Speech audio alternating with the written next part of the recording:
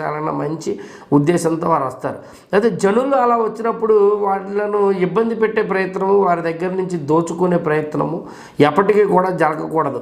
నేడు మనం సంఘాలలో చూసినప్పటికీ అట్లనే అనేకమైన చర్చుల్లో కూడా ఇక్కడ ఉండవలసిన పద్ధతి ఏమిటంటే బలిపీఠమునకు చేరుకునే మార్గము చాలా సులభంగా ఉండాలి. అంటే ఇప్పుడు యేసయ్య యొక్క కరుణాపీఠము చర్చుల్లో ఉంటుంది.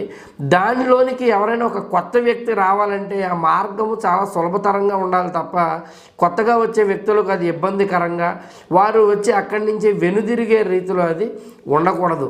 ముఖ్యంగా వారిని ధనము విషయంలో దోచుకునేవారుగా, లేకపోతే వారికి మీద అధికమైన భారాలు పెట్టి వారిని హింసించేవారుగా, లేకపోతే కులం పేరుతోనో మతం పేరుతోనో ఇతర విషయాల పేరుతోనో వారి పట్ల విభజన తీసుకొచ్చి వారు ఇబ్బంది పడులాగున చర్చిల్లో కానీ దేవాలయాల్లో కానీ పరిస్థితులు ఉండకూడదు అన్న సారాంశాన్ని ఈ ఘట్టము తెలియజే